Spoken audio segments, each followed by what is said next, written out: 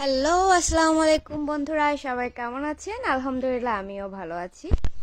সারাদিন রুমের মধ্যেই বসেছিলাম, তো ভাবলাম যে একটু বাহিরে যাওয়া যাক। তো আজকে বাহিরে গিয়ে কি করব সেটাই আপনাদের সাথে শেয়ার করব। তো চলেন শুরু করা যাক। যা বলেছি তাই কাজ। আমি অলরেডি বাহিরে চলে আসলাম।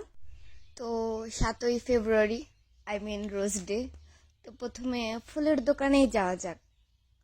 তো আমি ফুলের দোকানে চলে আসলাম। এখানে বিভিন্ন ধরনের ফুল ছিল, গোলাপ, গাঁদা, রজনীগন্ধা, বিভিন্ন ধরনের ফুল। তো ভাবছিলাম যে গোলাপি কালার গোলাপ ফুল নিব না লাল রঙের গোলাপ ফুল নিব। তো পরে ভাবলাম যে যেহেতু রোজ ডে, তো সেহেতু লাল রঙের গোলাপ ফুলটাই নিই।